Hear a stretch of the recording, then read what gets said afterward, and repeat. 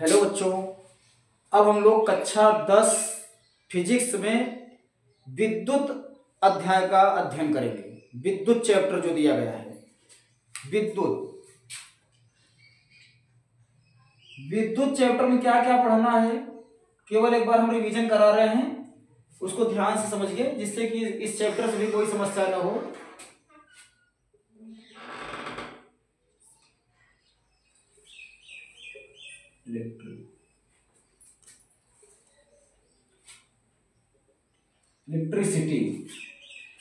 Electricity पढ़ेंगे बच्चों। विद्युत के अंतर्गत इस अध्याय से क्या क्या पूछा जाता है उसको हम क्रम से बताते चलेंगे। इस चैप्टर में सबसे पहले आपको समझना पड़ेगा आवेश। आवेश क्या है? विद्युत आवेश, केवल आवेश नहीं बल्कि विद्युत आवेश या वैद्युत आवेश।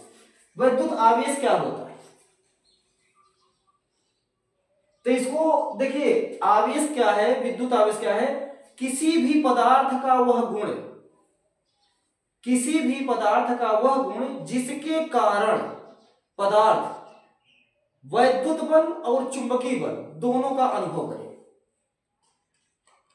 वैद्युत आवेश वह गुण है जिसके कारण कोई पदार्थ वैद्युत बल और चुंबकीय बल दोनों का अनुभव करे, उसे हम वैद्युत आवेश कहते हैं।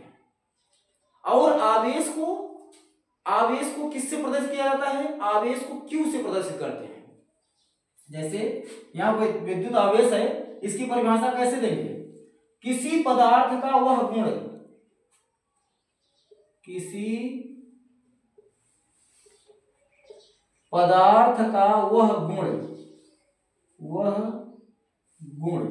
अब देखिए यहां गुण आ गया, अर्थात आवेश एक गुण है, ध्यान रखिएगा। किसी पदार्थ का वह गुण जिसके कारण पदार्थ वैद्युत बल और चुंबकीय बल का अनुभव करे। तो यहां लिखिए, जिसके कारण पदार्थ वैद्युत बल एवं चुंबकीय बल अनुभव करे, उसे क्या कहेंगे? वैद्युत आवेश कहेंगे।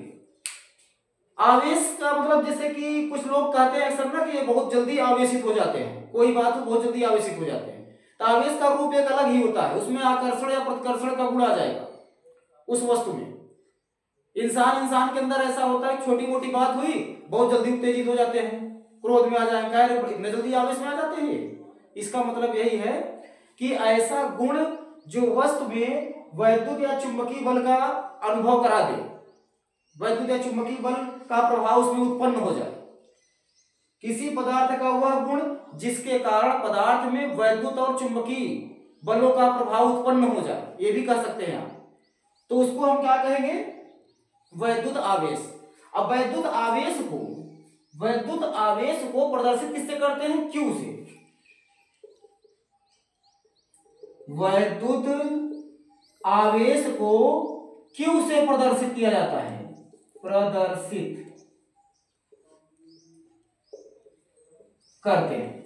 वैद्युत आवेश को Q से प्रदर्शित करते हैं। अब Q बराबर बच्चों होता क्या है, ये भी तो आपको जानना चाहिए। Q बराबर होता है,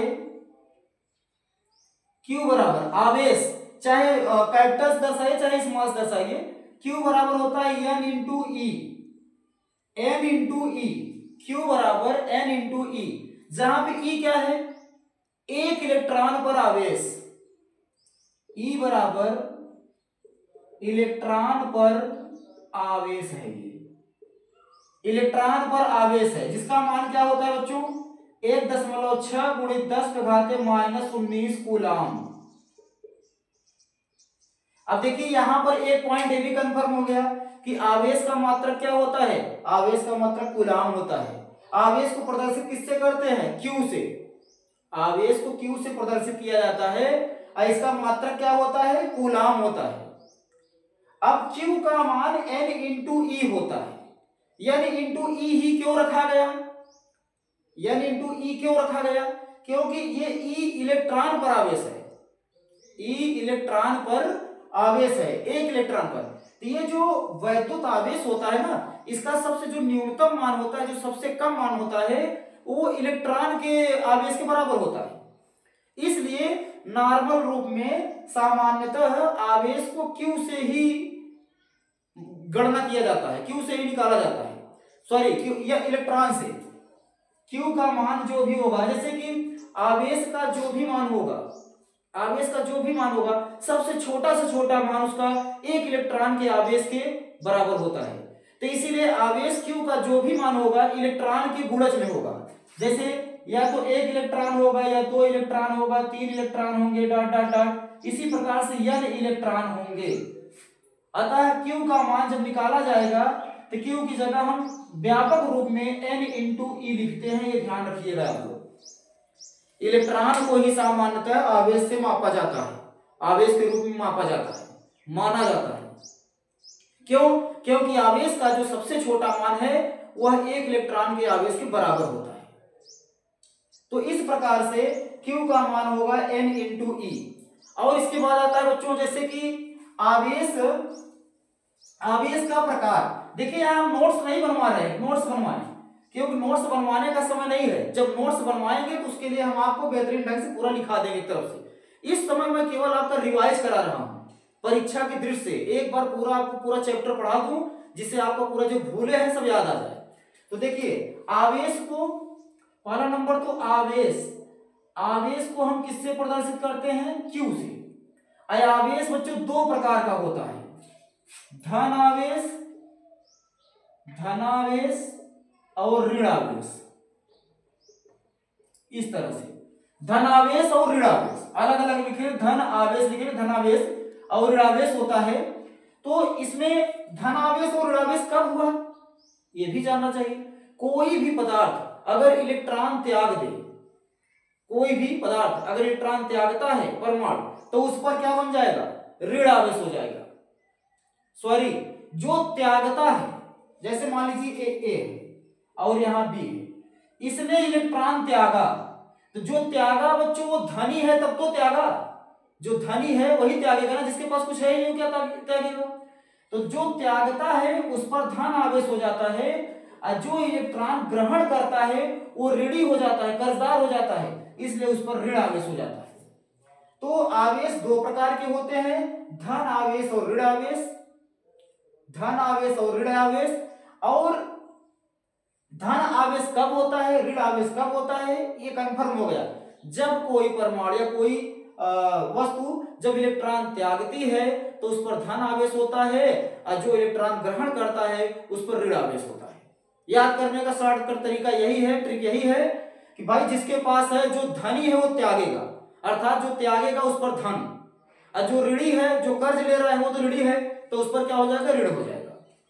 तो इस प्रकार से ये आवेश आप समझ चुके होंगे कि आवेश Q बराबर क्या होता है? N इंटू ई होता है। आवेश का मान जो होता है बच्चों N इंटू ई, Q बराबर N इंटू ई। और आवेश का जो मात्रक बना वो बना क्या? कूलाम।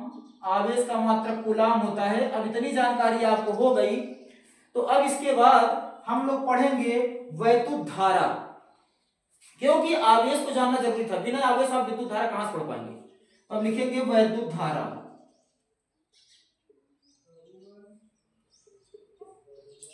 वैद्युत धारा क्या है बच्चों, इसको समझिए। ये मान लीजिए कोई एक चालक है, तार है, अब इसमें आवेश प्रवाहित हो रहा है, यहां से यहां तक आ रहा है इसमें। अब मान लो कि टी समय में या टी सेकंड में, समय किसमें दिया है? सेकंड में। टी सेकंड में क्यू आवेश प्रवाहित होता है, यहां से यहां तक क्यू आवेश प्रवाहित होता है, तो धारा का मान क्या होगा? तो बच्चों ये समझिए, किसी चालक में, जैसे धारा की परिभाषा में बता रहा हूं, तो धारा की परिभाषा, किसी चालक में एकांक समय में प्रवाहित आवेश, एकांक समय में प्रवाहित आवेश की मात्रा को वैद्युत धारा कहते हैं। या ये भी कह सकते हैं आवेश के प्रवाह की समय दर को, आवेश प्रवाह की समय दर को वैद्युत धारा कहते हैं। ऐसे आवेश प्रवाह की दर को, आवेश प्रवाह की दर को वैद्युत धारा कहते हैं। अब जब दर की बात आती है बच्चों, क्या करते हैं, समय का भाग दे देते हैं। दर की जब बात आ जाए तब किसी परिभाषा में, तो यहां क्या करेंगे, देखिए वैद्युत धारा को हम I से प्रदर्शित करते हैं, I से, वैद्युत धारा को हम I से प्रदर्शित करते हैं। और I बराबर सूत्र क्या बना, आवेश एकांक समय में, जो चीज एकांक है बटे में ले जाओ, समय एकांक में है, अब क्या प्रवाहित हो रहा है, आवेश, तो Q ऊपर लिख दो। इस प्रकार से बन गया I बराबर Q बाई टी, I बराबर Q बाई टी, मतलब एकांक समय में प्रवाहित आवेश, एकांक समय, जो चीज बटे में उसको एकांक बोलते हैं, एकांक समय में प्रवाहित आवेश को विद्युत धारा कहते हैं, या आवेश प्रवाह की दर को विद्युत धारा कहते हैं। जो आपकी इच्छा हो कह लीजिए, कोई दिक्कत नहीं है। आवेश प्रवाह की दर को विद्युत धारा कहते हैं, या एकांक समय में प्रवाहित आवेश को विद्युत धारा कहते हैं। अब विद्युत धारा आई, अब इसका मात्रक क्या होगा,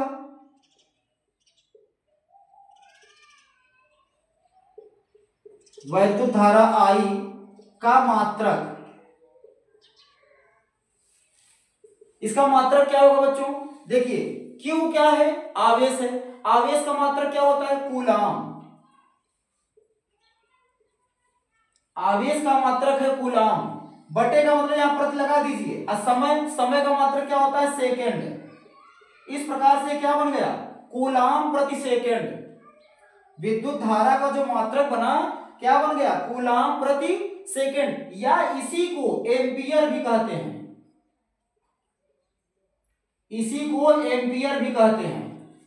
ज्यादातर एम्पियर ही लिखा जाता है बच्चों, इसको आप लोग याद कर लीजिए, एम्पियर ही लिखा जाएगा। अर्थात विद्युत धारा किसे कहते हैं, आवेश प्रवाह की दर को विद्युत धारा कहते हैं। विद्युत धारा को किससे प्रदर्शित करते हैं, I से, और I बराबर सूत्र क्या होता है, Q बाई टी। Q क्या है, आवेश है, T क्या है, समय है। तो इस प्रकार से विद्युत धारा का मात्रक क्या बन गया, विद्युत धारा का मात्रक क्या बन गया, कूलाम प्रति सेकेंड या मीटर। इतनी बात। अच्छा, अभी अभी आपको बताया गया कि Q बराबर N इंटू ई होता है, चूंकि Q बराबर क्या होता है, N इंटू ई, जहां पे N क्या है, इलेक्ट्रॉनों की संख्या, E क्या है, एक इलेक्ट्रॉन पर आवेश। तो इस प्रकार से अगर मैं Q की जगह N इंटू ई रख दूं तो क्या बनेगा, सूत्र देखिए, I बराबर Q की जगह रख दीजिए N into E by T, N into E by T, ये सूत्र बन गया। इसके आधार पर बच्चों सवाल पूछा जाता है परीक्षा में, इसके आधार पर सवाल आता है, तो इसको आप लोग ध्यान से देखिए और सूत्र भी लिख लीजिए।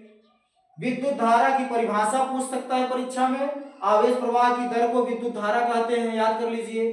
I बराबर Q बाई टी होता है, ये याद कर लीजिए। Q बाई टी से इसका मात्रक निकल कर आया कूलाम प्रति सेकेंड, जिसको हम एम्पियर कहते हैं। अच्छा, एक बात और है, विद्युत धारा की दिशा पूछता है कभी कभी परीक्षा में, विद्युत धारा की दिशा, विद्युत धारा की दिशा, विद्युत धारा की दिशा पूछता है, इसमें क्या बताएंगे, इसमें क्या बताएंगे, विद्युत धारा की दिशा में क्या होता है, इलेक्ट्रॉन के प्रवाह के विपरीत, इलेक्ट्रॉन की गति के विपरीत, इलेक्ट्रॉन के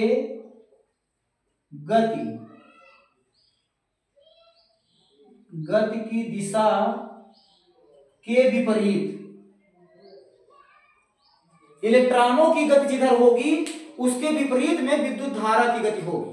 जैसे इलेक्ट्रॉन अगर इधर से इधर जा रहे हैं तो विद्युत धारा इधर से इधर जाएगी, धनात्मक आवेश की ओर, धन आवेश की ओर, अर्थात प्रोटॉनों की दिशा की ओर होती है इलेक्ट्रॉन की विद्युत धारा की दिशा। तो इसके आधार पर हम एक सवाल ले रहे हैं, उस सवाल को हल कराएंगे।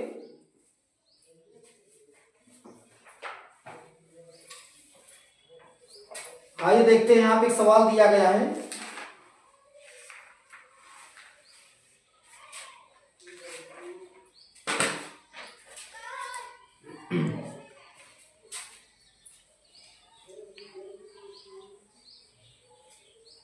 इसमें थ्योरी और न्यूमेरिकल दोनों साथ साथ कराते चलेंगे इस चैप्टर में। आप लोग ध्यान समझते चलिए और सब चीज समझ में आएगा, परेशान होने की आवश्यकता नहीं है। इसमें दिया है कि एक चालक में 3.5 एम्पियर धारा प्रवाहित हो रही है। एक चालक में 3.5 एम्पियर धारा प्रवाहित हो रही है। धारा प्रवाहित हो रही है। धारा प्रवाहित हो रही है चालक से होकर, चालक से होकर 1 मिनट में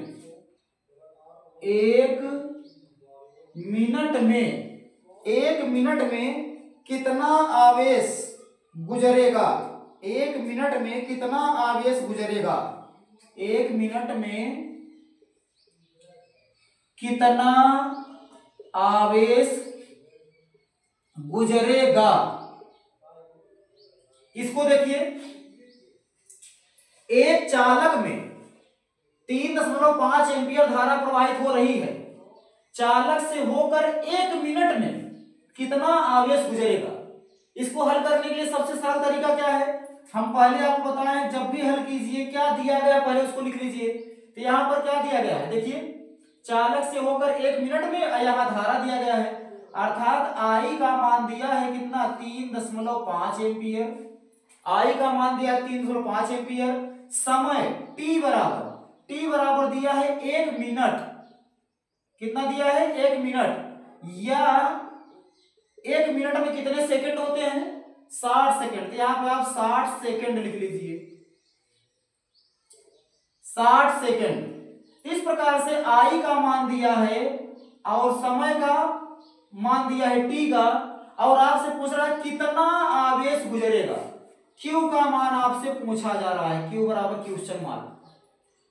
तो इससे संबंधित कौन सा सूत्र अभी बताया गया आप लोगों के सामने, अभी सूत्र आया Q बराबर, सॉरी आई बराबर आया है, आई बराबर Q बाई टी। अभी कुछ देर पहले बताए थे, धारा आई बराबर Q बाई टी। हमें मान किसका निकालना है, Q का। तो यहां बटा 1 मानिए, 3 गुणा कर दीजिए, तो Q बराबर आ गया क्या, आई इंटू टी।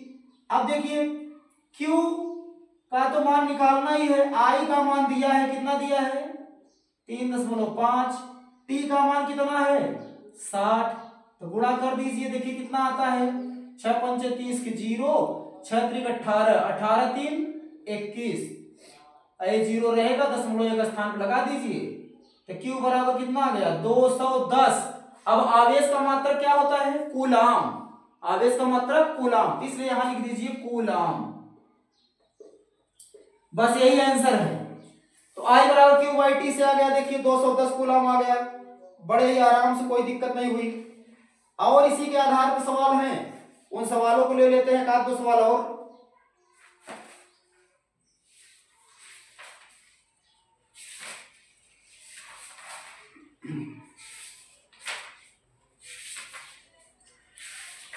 इसमें बच्चों थ्योरी और न्यूमेरिकल दोनों साथ में लेके चलेंगे, साथ साथ कराते रहेंगे तो ठीक रहेगा, नहीं तो बाद में समस्या हो जाती है। देखिए एक सवाल और आया है, अब इसको हम मिटा दे रहे हैं, इसके बाद दूसरा सवाल देखते हैं। इन्हीं सूत्रों पे किस तरह का सवाल पूछा जा सकता है। एक तो ये हो गया, एक ये मॉडल हो गया, दूसरा देखते हैं कैसे आ सकता है सवाल। दूसरा सवाल है, दिया गया किसी चालक का कुल आवेश, किसी चालक का कुल आवेश, यहां लिखिए किसी चालक का कुल आवेश, किसी चालक का कुल आवेश 8.0 गुणित 10⁻⁻19 कूलाम है, जो कि ऋणात्मक है, जो कि ऋणात्मक है, जो कि ऋणात्मक है, इस पर कितने इलेक्ट्रॉनों की अधिकता है? इस पर कितने इलेक्ट्रॉनों की अधिकता है? कितने इलेक्ट्रॉनों की अधिकता है? देखिए बहुत ही सरल सवाल है। यहां सवाल को पढ़िए आप ध्यान से। किसी चालक का कुल आवेश इतना है जो कि ऋणात्मक है। अभी अभी आपसे हमने बताया कि ऋणात्मक आवेश कब बनता है? जब कोई परमाणु या कोई वस्तु जब इलेक्ट्रॉन ग्रहण करती है, मतलब इलेक्ट्रॉन और लिया, तब उस पर ऋण लगता है।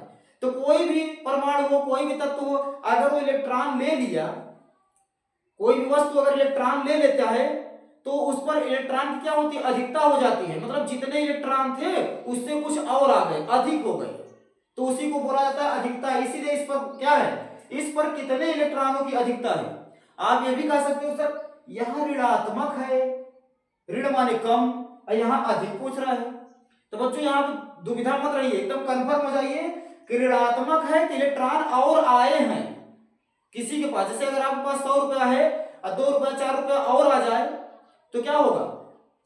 भाई है तो कर्ज आप किसी से ले रहे हैं, कर्ज ले लीजिए, किसी से ले लीजिए कर्ज। लेकिन अगर आपके पास मौके पर देखा जाए तो ज्यादा हो जाएगा ना।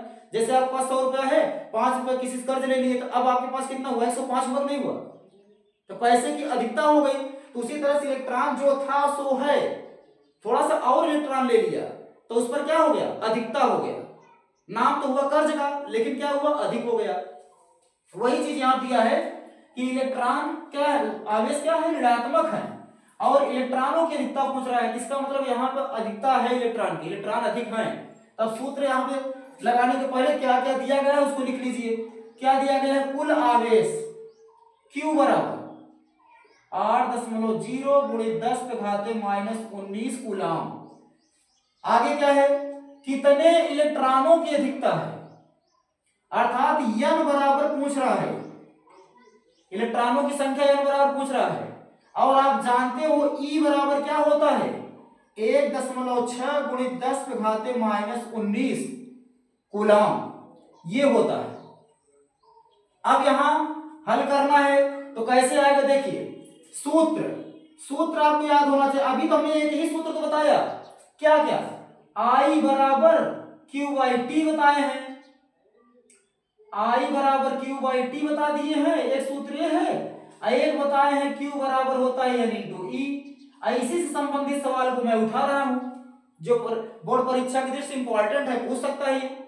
तो अब सूत्र यहाँ Q बराबर N × E, यही सूत्र लेंगे। देख लीजिए Q N E है ना, इससे संबंधित हम सूत्र ले लिए। अब Q हमें मान किसका निकालना है? N का, तो N यही रहेगा, बाकी ये दूसरी तरफ आ जाएगा। तो N बराबर क्या बचेगा? यहाँ पर N बराबर क्या होगा? देखिए N तो बचा है यहाँ पर, ये गया इधर, इधर गुणा है, इधर आएगा तो भाग हो जाएगा। इस प्रकार से आ गया Q/E। अब देखिए N का मान आ जाएगा। Q का मान कितना है?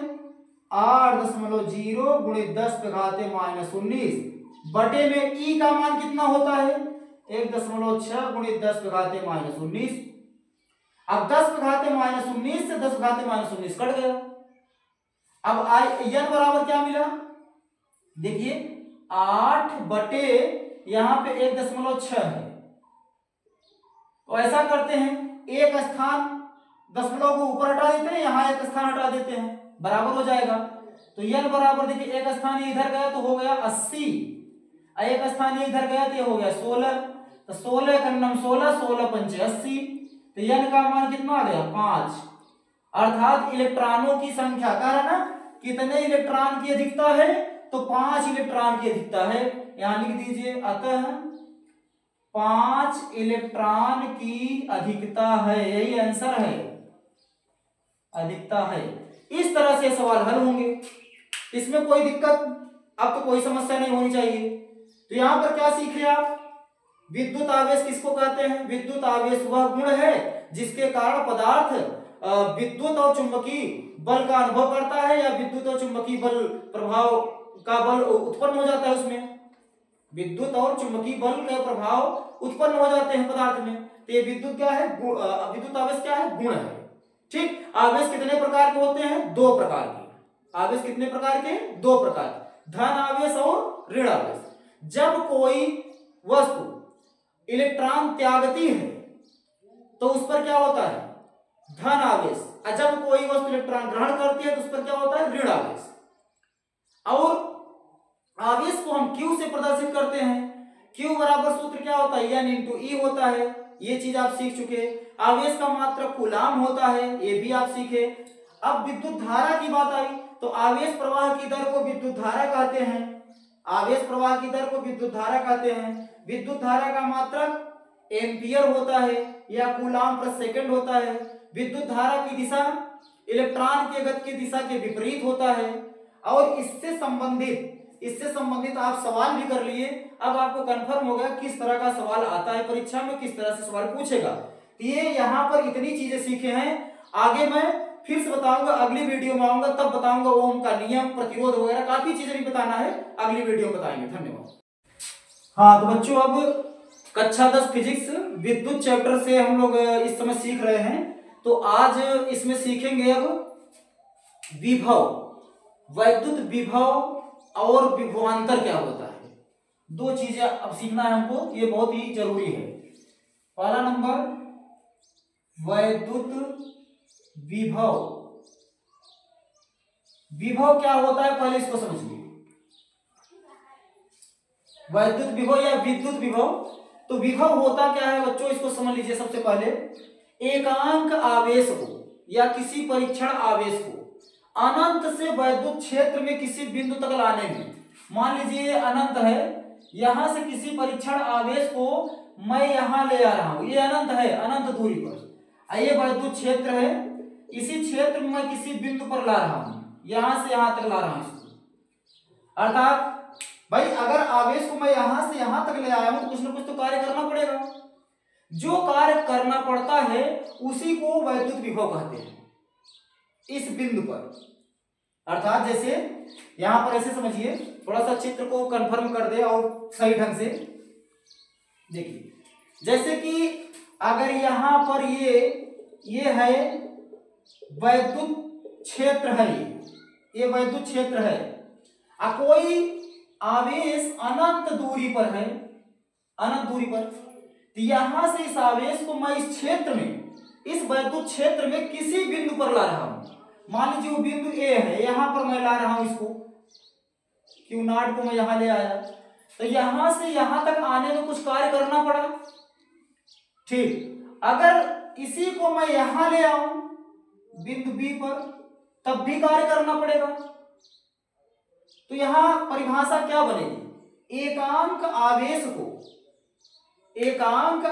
को अनंत से किसी वैद्युत क्षेत्र में किसी बिंदु तक लाने में किया गया कार्य, किसको, एकांक आवेश को। जब बात एकांक की आए तो उसमें हम क्या करते हैं, बटन लगा देते हैं उसको। एकांक कौन है, आवेश। तो एकांक आवेश को मैं क्षेत्र में ले आ रहा हूं, कहां, बिंदु ए पर। तो इस बिंदु ए पर विभव क्या होगा, एकांक आवेश को क्षेत्र में बिंदु ए तक लाने में किया गया कार्य, ये मान लो कार्य किया गया। इसी को हम क्या कहेंगे, इस बिंदु पर विभव, कहां, ए बिंदु पर, ये हो गया। अगर इस बिंदु पर विभव निकालना हो तो आवेश कहां से आएगा, अनंत से ही आएगा, लेकिन इस बिंदु पर आएगा। तो यहां पर विभव क्या हो जाएगा, VB बराबर क्या होगा, W/Q। तो इस प्रकार से ये परिभाषा इसकी क्या हो सकती है कि एकांक आवेश को अनंत से क्षेत्र में किसी बिंदु तक लाने में किया गया कार्य। एकांक आवेश को, परिभाषा इसकी क्या बनी, एकांक आवेश को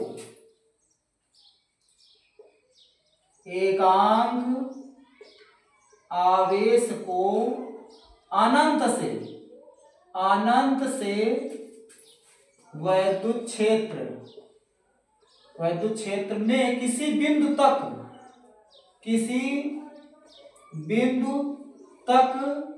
लाने में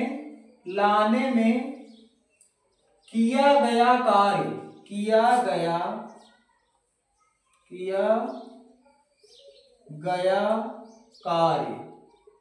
अर्थात विद्युत आवेश क्या है? एकांक आवेश को अनंत से वैद्युत क्षेत्र में किसी बिंदु तक लाने में किया गया कार्य क्या कहलाता है? वैद्युत विभव। किया गया कार्य उस बिंदु पर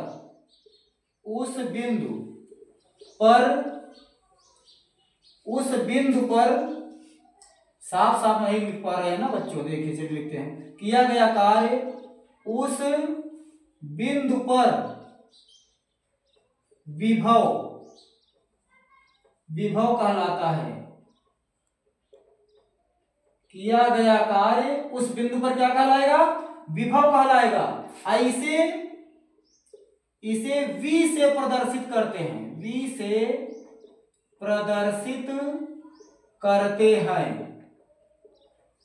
अर्थात इसका सूत्र क्या बनेगा? मैंने आपको बताया कि जो चीज एकांक होता है वो बटे में चला जाता है। तो एकांक क्या है? आवेश है। एकांक क्या है? आवेश है। किया गया कार्य हम क्या मान रहे हैं? W मान रहे हैं। तब VA अर्थात ए बिंदु पर कहिए, अगर बिंदु ए ना निर्धारित हो कुछ भी हो सकता है, अर्थात V बराबर W अपान Q। अर्थात एकांक आवेश को अनंत से किसी बिंदु तक क्षेत्र में किसी बिंदु तक लाने में किया गया कार्य क्या कहलाता है? वैद्युत विभव। विभव का मात्रक क्या होगा? विभव का मात्रक ये सब एक नंबर पूछ सकता है, वो विकल्प में पूछ सकता है। विभव का मात्रक क्या होगा बच्चों? ये W है कार्य का मात्रक क्या होता है? जूल, और बटे को क्या बोलते हैं? प्रति। और आवेश है Q का मात्रक क्या होता है? कूलाम। Q का मात्रक कूलाम। इस प्रकार से क्या बन गया? जूल प्रति कूलाम। विभव का मात्रक क्या बन गया? जूल प्रति कूलाम। इसी को वोल्ट भी कहते हैं। जूल प्रति कूलाम को वोल्ट भी कहा जाता है। अर्थात एकांक आवेश को अनंत से वैद्युत क्षेत्र के क्षेत्र में किसी बिंदु तक लाने में किया गया कार्य उस बिंदु पर विभव कहलाता है। और विभव को हम V से प्रदर्शित करते हैं और इसका मात्रक जूल प्रति कूलाम या वोल्ट होता है। इसको ध्यान रखिएगा आप लोग। ठीक है बच्चों, अब इसको हम मिटा दे रहे हैं, फिर आगे देखते हैं विभवांतर किसको कहा जाता है।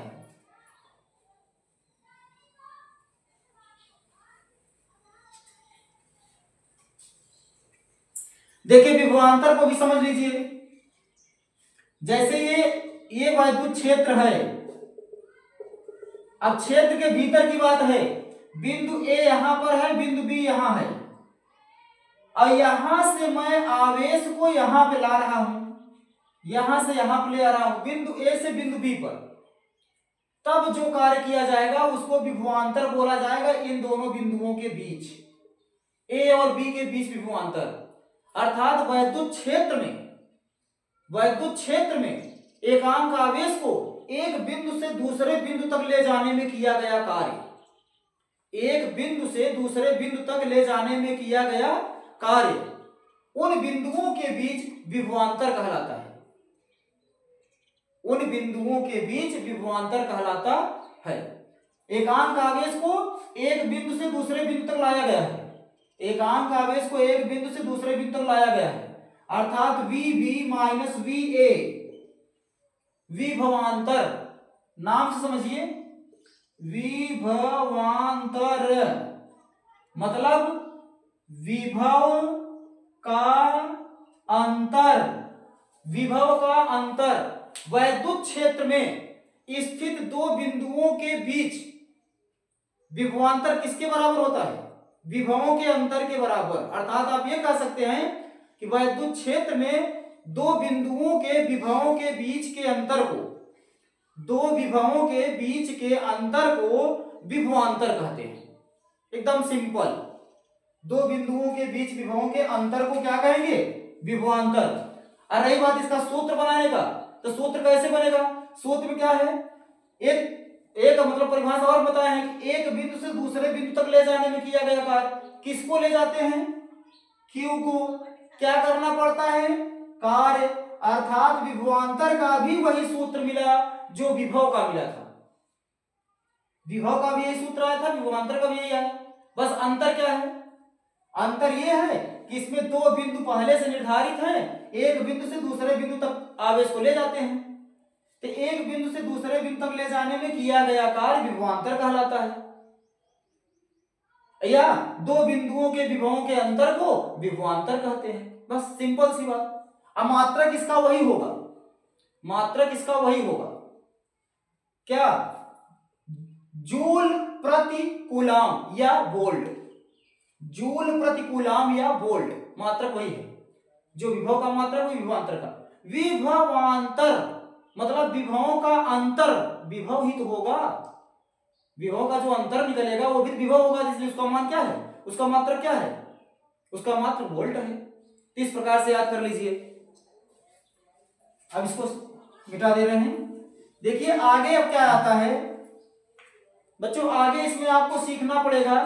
जैसे आप विभव सीख लिए, क्या है विभव? क्या है? इसे हम V से प्रदर्शित करते हैं और W/Q होता है इसका सूत्र, और मात्रक होता है, इसका मात्रक क्या होता है? जूल प्रति कूलाम। जूल प्रति कूलाम या इसी को बोलते हैं वोल्ट। जूल प्रति कूलाम या इसी को बोलते हैं वोल्ट। बच्चों अब हम लोग सीखेंगे ओम का नियम क्या है। ओम का नियम। ओम का नियम देखिए, ओम का नियम ये कहता है कि यदि किसी पदार्थ या किसी चालक की भौतिक अवस्था स्थिर हो, भौतिक अवस्था ना बदले, लंबाई, मोटाई, ताप, दाब ये सब ना बदले, तो उस चालक में दो बिंदुओं के बीच विभवांतर और धारा समानुपातिक होते हैं। अर्थात विभव, ओम का नियम देखिए सरल ढंग से, वोल्टेज, वोल्टेज या विभव कह सकते हैं यहां पर, वोल्टेज विभवांतर और किसका? धारा। वोल्टेज और धारा का जो अनुपात होता है ये स्थिर होता है, नियत होता है। अर्थात इनका जो मतलब ओम का नियम क्या है? ओम का नियम देखिए उसमें भौतिक अवस्था आता है। भौतिक अवस्था क्या है? चालक का, तार का भौतिक अवस्था, ताप, दाब, मोटाई, लंबाई तार की न बदले। अब स्वाभाविक सी बात है कि अगर हम उसमें करंट दौड़ा रहे हैं तो पर उसका मोटाई लंबाई बदलेंगे क्या? ऐसा कुछ करेंगे नहीं। तो आप ये भी कह सकते हैं, आप ये भी कह सकते हैं कि ओम के नियमानुसार, ओम के नियमानुसार वोल्टेज और धारा अर्थात विभवांतर और धारा का अनुपात नियत होता है, निश्चित होता है, बदलता नहीं है। कैसे? देखिए जैसे मान लीजिए अगर इसमें वोल्ट ओम ने, साइमन ओम ने, जॉर्ज साइमन ओम ने कहा, मतलब देखा कि एक प्रयोग के द्वारा देखे उन्होंने कि जब किसी तार में, किसी चालक में अगर ये 200 वोल्ट, 200 वोल्ट का विभवांतर है दो बिंदुओं के बीच, और धारा का मान है मान लीजिए कि 2 एम्पियर, धारा का मान 2 एम्पियर या 10 मान लेते हैं, 10 एम्पियर, तो ये देखा गया कि इसका अनुपात कितना आएगा? देखिए 10 दूनी 20, 10 दूनी 20 अर्थात ये आ गया 20/1, ये आया। ये स्वतः ही प्रक्रिया पाई जाती है, ध्यान रखिएगा। फिर आगे उन्होंने देखा कि यदि इसको बढ़ा दिया जाए, इसको बढ़ा दिया जाए, अगर मान लीजिए हमने वोल्ट को 300 कर दिया तो ये धारा में मैंने कोई परिवर्तन नहीं किया, फिर भी अपने आप परिवर्तन हो गया, फिर भी अपने आप हो गया, 15 हो गया। तो अब क्या आएगा? 15 दूना 30 मतलब 20/1 फिर से आ गया। अगर इसको मैं 80 कर दूं, 80 वोल्ट, तो ये धारा अपने आप हो जाती है 40, सॉरी धारा अपने आप हो जाएगी 4 अपने आप, इसका मान मैंने बदला लेकिन ये अपने आप, मतलब धारा और विभवांतर एक दूसरे के समानुपाती होते हैं। एक को चेंज करो तो एक अपने आप चेंज हो जाएगी। तो इसमें क्या आएगा, फिर से देखिए 4 दूनी 8, फिर 20/1 आ गया। अर्थात हर जगह अनुपात क्या है, समानुपात है कि नहीं, बराबर है कि नहीं है, बराबर है ना। तो इसीलिए जॉर्ज साइमन ओम ने कहा, उन्होंने क्या कहा कि वोल्टेज और धारा का अनुपात हमेशा नियत होता है, स्थिर होता है, बदलता नहीं है। यही ओम का नियम है। तो ओम का नियम समझ में आ गया। अगर परीक्षा में आगे लिख लेंगे खूब आराम से, कोई दिक्कत नहीं है। केवल इतना बोल दीजिएगा बस, वोल्टेज और धारा अर्थात विभवांतर और धारा का अनुपात स्थिर होता है। विभवांतर और धारा का अनुपात स्थिर होता है, नियत होता है, बदलता नहीं है। यही है ओम का नियम। अब आगे जैसे, अब मान लीजिए किसी चालक में V विभवांतर है, दो बिंदुओं के बीच V विभवांतर वोल्टेज है और I धारा प्रवाहित हो रही है। तो ओम के नियम से क्या होगा, ये जो V और I है अर्थात वोल्टेज और धारा का अनुपात स्थिर होगा, नियत होगा, बदलने वाला नहीं है। तो यहां नियतांक होगा, यहां क्या रखेंगे, नियतांक। और नियतांक बच्चों जो माना गया स्थिर नियतांक, उसको माना गया R, इसको माना गया R बटा 1 मान के 13 गुणा कीजिए आप, तो V बराबर I इंटू R आ जाएगा। तो इस प्रकार से ये V अपान I बराबर R है, जहां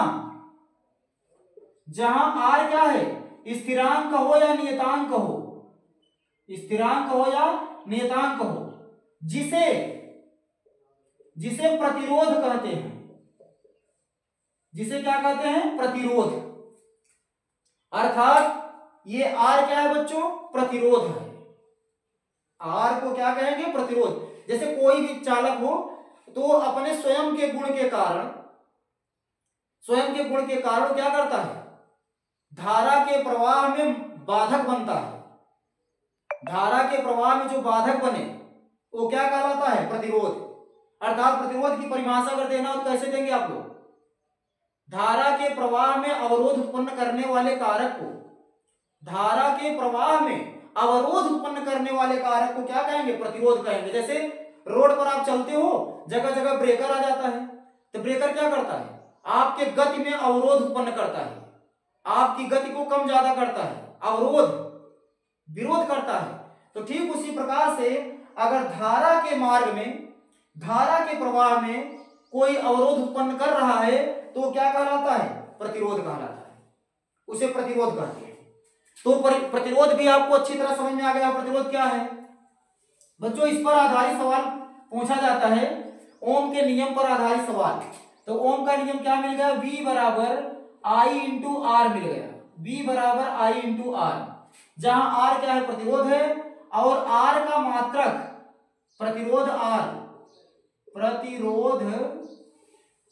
का मात्रक, प्रतिरोध R का मात्रक क्या होगा बच्चों, ओम। प्रतिरोध का मात्रक क्या होता है, ओम, जिसको एक चिन्ह के द्वारा दर्शाया जाता है, ऐसे, इस तरह से, ये ओम का चिन्ह है। अब प्रतिरोध क्या होता है, धारा के प्रवाह में अवरोध उत्पन्न करना, अवरोधक, उसको क्या बोलेंगे, प्रतिरोध बोलेंगे। तो ये था ओम का नियम। तो ओम का नियम आप लोग कर लेंगे, कोई दिक्कत नहीं होनी चाहिए। क्या करना है, वोल्टेज और धारा का अनुपात स्थिर कर दो, वो प्रतिरोध के बराबर है। अर्थात प्रतिरोध की एक परिभाषा और बन गई, वोल्टेज और धारा के अनुपात को प्रतिरोध कहते हैं।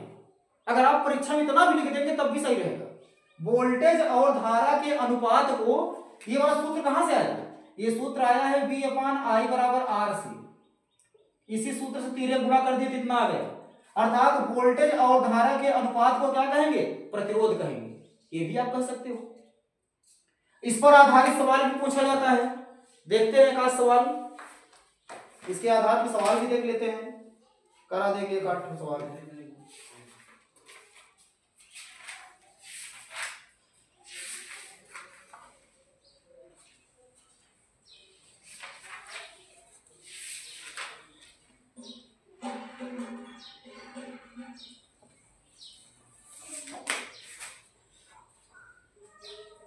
ठीक है बच्चों, इसको मिटा दे रहे हैं। देखते हैं एक सवाल।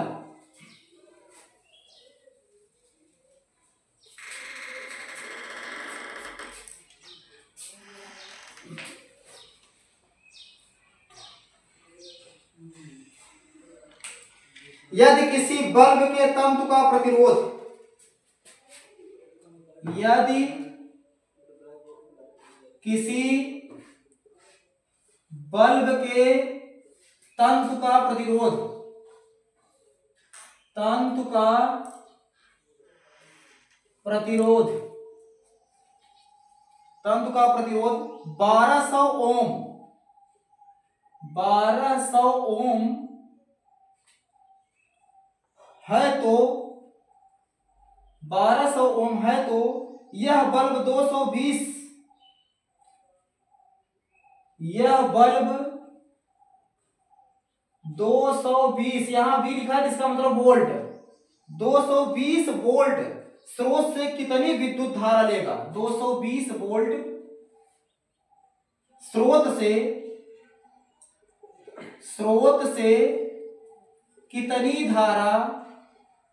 कितनी धारा लेगा, ये पूछा जा रहा है।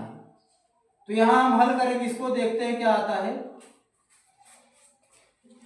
देखिए समझिए, किसी बल्ब के तंतु का प्रतिरोध इतना है 1200 ओम है, यह बल्ब 220 वोल्ट स्रोत से कितनी धारा लेगा? मान लो 220 वोल्ट की बैटरी है, अब उससे अगर इस बल्ब को जोड़ दिया जाए तो धारा कितना आएगी? धारा का मान। अब वोल्ट क्या है? विभवांतर, मतलब आवेश को एक बिंदु से दूसरे बिंदु तक ले जाने में जो कार्य किया जाता है वही विभवांतर है। तो आवेश को यहाँ 220 वोल्ट है विभवांतर, और धारा का मान नहीं पता है। तो इसको हल करने के लिए जो चीज दिया गया पहले उसको लिख लीजिए। प्रतिरोध दिया गया है, प्रतिरोध R बराबर कितना दिया गया है? 1200 ओम, 1200 ओम प्रतिरोध दिया गया है, और बल्ब 220 वोल्ट के स्रोत से, वोल्ट मतलब विभवांतर, वोल्ट किसका मात्रक? विभवांतर का है, तो विभवांतर V बराबर दिया है 220 वोल्ट, और कितनी धारा लेगा, अर्थात धारा का मान पूछ रहा है। धारा I बराबर क्वेश्चन मार्क। अब आप दिमाग लगाइए कि इनसे संबंधित कौन सा सूत्र बताया गया है, इनसे संबंधित कौन सा सूत्र बताया गया है? कोई सूत्र बताया गया है? तो VIR किसमें आता है? ओम के नियम में। लिखिए यहां पर, ओम के नियम से, ओम के नियम, ओम का नियम क्या है? V बराबर I इंटू आर से, V बराबर I इंटू आर से। अब इसमें I का मान निकालना है तो I यही रहने दीजिए, R को इधर ले जाइए, तो V अपान क्या बना? R बन गया, V अपान R इसी में रख दीजिए, मान आ जाएगा। V का मान कितना है? 220, V का मान कितना है? 220, और इसका मान कितना दिया है? R का मान कितना दिया है? 1200। अब इसको काटिए, ऐसे काट दीजिए, आगे 2 से काटिए, 2 एकन्नम 2, 2 एकन्नम 2, 2 छंग 12, 2 छंग 12, 2 जीरो में 0, मतलब I का मान आ गया, I का मान आ गया कितना? 11/60, 11/60 आ गया। अब इसको हल कर लीजिए, कितना मान आता है? देखिए ऐसे लिख लेते हैं, 11 में 60 का भाग दीजिए आप, तो दशमलव लगाइए, यहां 0 बढ़ाइए। अब एक बार जाएगा, एक बार तो जाएगा ही, 2 बार तो जाएगा नहीं, 2 बार ले जाएगा 60 में 120 हो जाएगा, यहाँ 0 आ जाएगा, यहाँ 5 दशमलव आप बढ़ा चुके हो इसलिए यहां पर 0 उतारिए। अब जाएगा 8 बार, 8, ये आ जाएगा 480, 0, 10 में से 8 गया 2, ये कट गया। और आगे ले जाना चाहे तो और आगे जाएगा, लेकिन हम ये भी लिख सकते हैं I बराबर 0.18 क्या? एम्पियर, एम्पियर, वो भी किसमें, लगभग में, लगभग हम लिख सकते हैं बच्चों यहां पर, इसको मिटा दीजिए, एम्पियर यहां लिख लीजिए लगभग। तो इस प्रकार से ये मान आ गया I बराबर 0.18 एम्पियर, ये धारा का मान आ गया। इसी प्रकार से इसको हल करेंगे, ये ध्यान रखिएगा। और एक आध सवाल देखा जाए, और सवाल इस सवाल पर, इस सूत्र पर आधारित इसी तरह का सवाल आएगा। इसके साथ साथ परिपथ में कुछ युक्तियां ऐसी होती है जिनका आपसे नाम पूछा जाता है। कुछ युक्तियों के नाम आपसे पूछ सकता है क्या कहते हैं परीक्षा में, तो उनके प्रतीक को आपको समझना पड़ेगा। प्रतीक को समझ लीजिए, जो विद्युत उपकरण हैं उनके प्रतीक को समझना पड़ेगा। परीक्षा में पूछ लेता है कभी कभी कि किसका एक प्रतीक है, किसका चिन्ह है। जैसे सेल है, सेल यहां पर क्या है, अवयव लिख लेते हैं, यहां अवयव, यहां लिख लेते हैं प्रतीक। तो अब सेल को हम कैसे प्रदर्शित करते हैं, किसी भी परिपथ में भाई वहां सेल ले जाकर तो लगा नहीं देंगे कि कॉपी में चित्र में हम ले जाकर सेल लगा दे, कोई जोड़ दे। भाई सेल का कुछ ना कुछ चित्र होगा, प्रतीक होगा। तो सेल को हम कैसे प्रदर्शित करते हैं, ऐसे, एक बड़ी लाइन रहेगी, एक छोटी, बड़ी की तरफ प्लस, इसके तरफ माइनस। तो ये है सेल का प्रतीक, चिन्ह है, इसको याद कर लीजिए। इसके बाद आता है बैटरी। जैसे बैटरी को हम कैसे प्रदर्शित करेंगे, सेलों के संयोजन को बैटरी कहते हैं। सेलों के संयोजन को जोड़ दीजिए, यहां पर एक सेल जुड़ गया, फिर एक सेल जुड़ जाएगा, ऐसे सेल जुड़े रहेंगे। तो सेलों के संयोजन को बैटरी कहते हैं। ये प्लस है, ये माइनस है।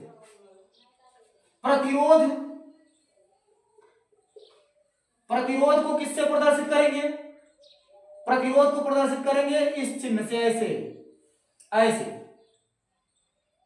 धारा नियंत्रक को प्रतिरोध जैसा ही होगा, लेकिन यहां पर ऐसे कटा रहता है धारा नियंत्रक, या इधर से ऐसे काट देते हैं, या ऐसे ले जाकर के जोड़ देते हैं। बल्ब अगर आ जाए कहीं पर, बल्ब, तो बल्ब को कैसे प्रदर्शित करेंगे, बल्ब का चित्र कैसे बनेगा, बल्ब का चित्र ऐसे बना देते हैं, ऐसे जोड़ देते हैं। और प्लग, खुली कुंजी, बंद कुंजी, या खुला प्लग, बंद प्लग, ये कैसे होता है, एक होता है जैसे कि क्या कहते हैं, अगर इस तरह से है तो ये खुला माना जाता है, स्विच खुली हुई है, धारा प्रवाहित नहीं होगी। और इसके बाद अगर यहां पर ऐसे जोड़ दें तो ये बंद है, बंद प्लग, खुला प्लग। आगे एम्पियर क्या है, एमीटर जो बताता है एम्पियर, धारा का मान, एमीटर को कैसे करेंगे, ए है, ऐसे लगा रहता है, एक तरफ प्लस एक तरफ माइनस। इसी तरह से वोल्ट मीटर होता है, विभवांतर नापने वाला, वी, यहां भी एक प्लस एक माइनस। तो ये सब क्या है, कुछ चिन्ह है, कुछ प्रतीक हैं। इन प्रतीकों को आप अच्छी तरह से देख लीजिए, परीक्षा में आपसे पूछ सकता है कि कौन सा प्रतीक है, किसको प्रदर्शित करता है, या प्रतिरोध का प्रतीक कैसे होता है, ये सब। तो इसको आप लोग देख लीजिएगा बढ़िया से, ये परीक्षा में पूछ सकता है, इंपॉर्टेंट चीजें हैं। तो ये आप लोग को समझ में आ गया होगा ओम का नियम क्या है। तो बच्चों आज यही तक, इसके बाद अगले वीडियो फिर लेकर के आएंगे, तब और सारी बातें बताएंगे आप।